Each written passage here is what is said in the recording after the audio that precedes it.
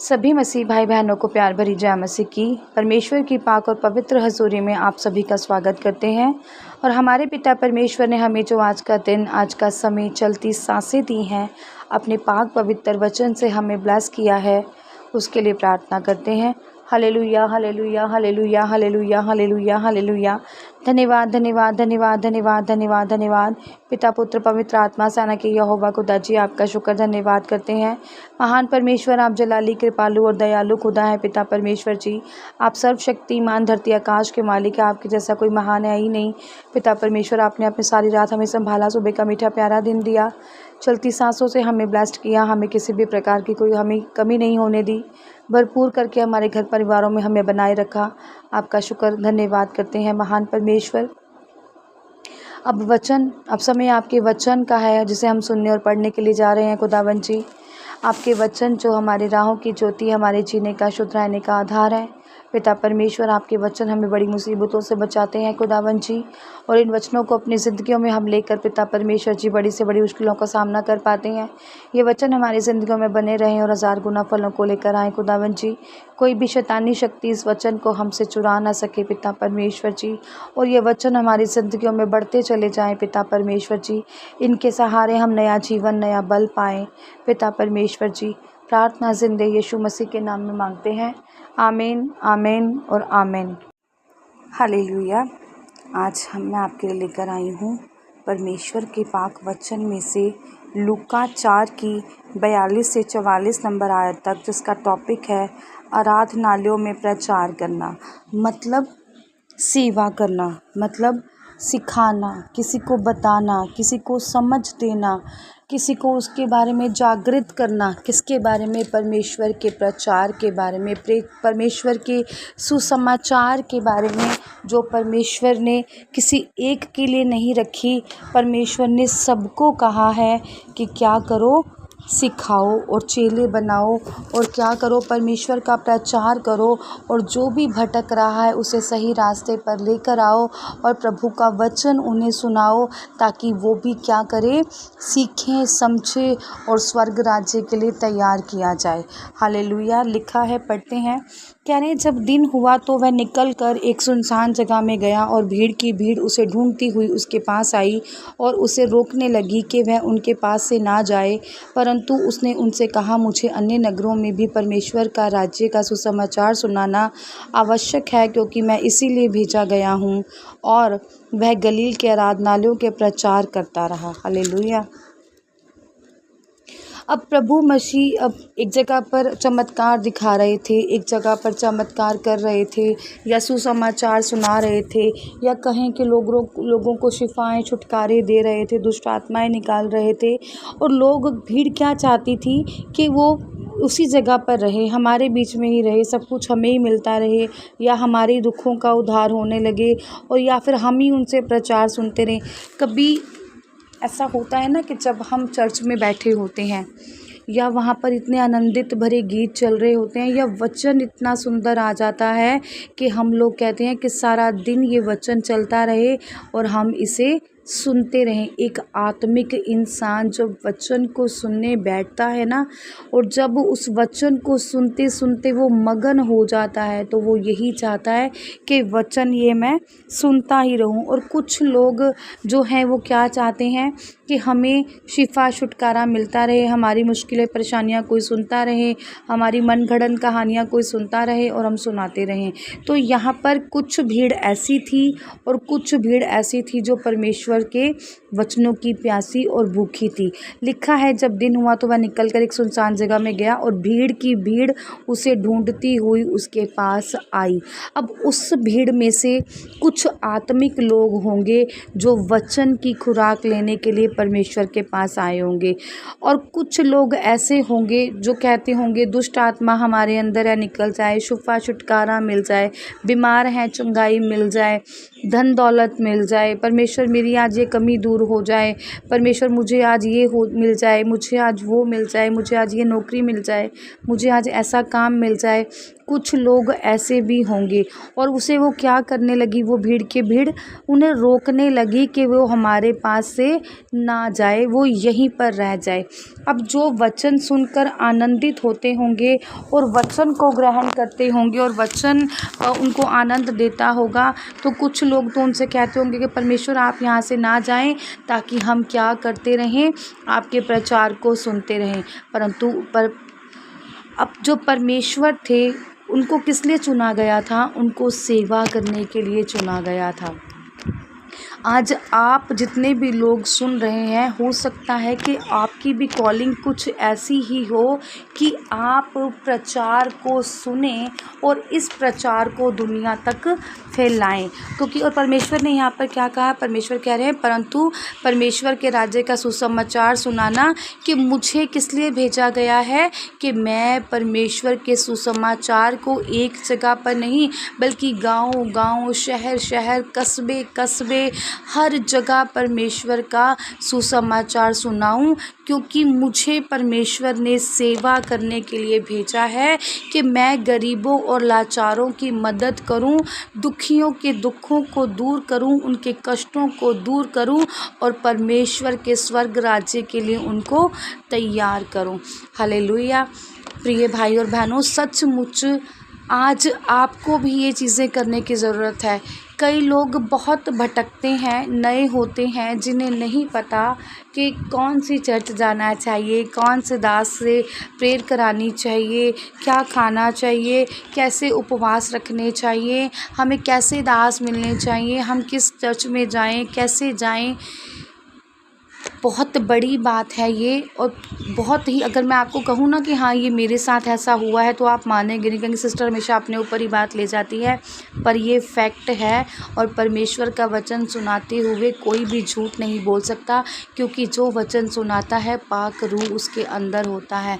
सचमुच जब मैंने परमेश्वर में कदम रखा था, या कहूँ कि जब मैं परमेश्वर में नई थी, तो मुझे भी नहीं पता था कि एक चर्च में जाते हैं या 2 चर्च में जाते हैं, या किस दास के पास जाते हैं, कौन सा दास चुनना होता है, कैसे फलों से पहचानना होता है, रोज़े कैसे रखने होते हैं, वचन कैसे पढ़ने होते हैं, प्रार्थनाएं कैसे करनी होती हैं, कितनी देर तक करनी होती हैं, क्या हम बार बार 2-4 चर्चों में जा सकते हैं, एक पास्टर को छोड़कर दूसरे पास्टर को शिफा छुटकारे पा सकते, मतलब बहुत सारे ऐसे मेरे मन में क्वेश्चन थे। और अगर हम कहें कि आज भी जो नए लोग हैं, और मुझे बहुत लोगों ने बहकाया, इट मीन्स कि किसी ने सही रास्ता नहीं दिखाया, सही मंजिल तक नहीं पहुंचाया। जो जहाँ जहाँ कहता गया, जैसे जैसे दुनिया करती रही, हम भी उसके पीछे लगकर वैसे वैसे ही करते रहे। पर जब हम प्रभु में बनी रही, जब मैं प्रभु के वचन पढ़ती रही और परमेश्वर से कहती रही कि खुदावन आप ही मुझे समझाएं, आपका पाक वचन ही मुझे समझाएं। अगर कहते हैं ना कि बाइबल में भी लिखा है कि दास के फलों से पहचानो, और मुझे ऐसा लगता था उस टाइम पर कि मैं इस लायक हूँ कि मैं एक परमेश्वर के दास को उसके फलों से पहचानूँ। मैं एक तुच्छ सी प्राणी, एक पापों में घिरे होते हैं हम लोग, मैं एक नई प्राणी, मैं दास को कैसे पहचानूँ।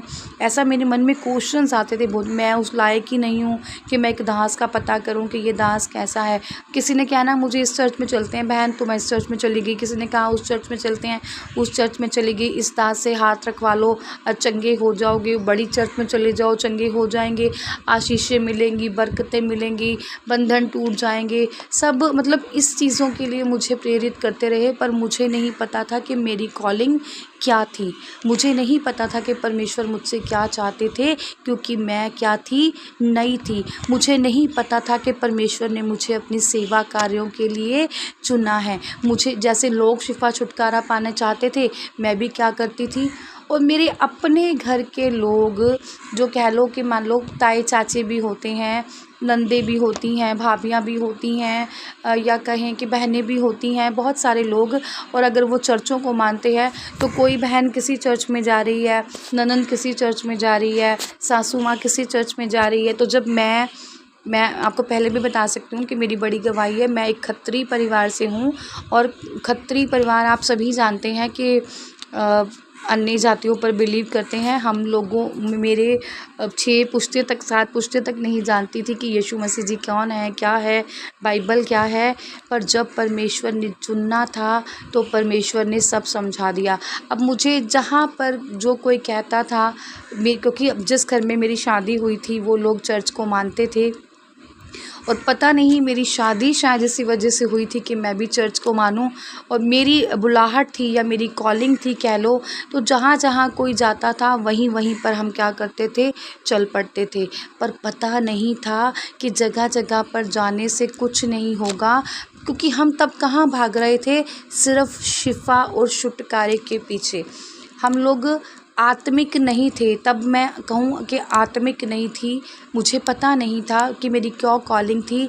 मुझे परमेश्वर ने, और हो सकता है कि आज कहने का मतलब ये है कि परमेश्वर ने जो कहा है इस वचन में कि परमेश्वर ने प्रभु को भेजा है, और किस लिए भेजा है कि वो एक जगह पर स्थिर ना रहें, बल्कि गांव-गांव कस्बे में जाकर परमेश्वर का सुसमाचार सुनाएं। क्योंकि आज हर एक को सच्चाई की, परमेश्वर के वचन की, पवित्र बातों की, आत्मिक बातों की समझ होनी बहुत ज़रूरी है। कई लोग मेरी तरह भटक रहे होंगे, कई लोग पुराने चल रहे होंगे।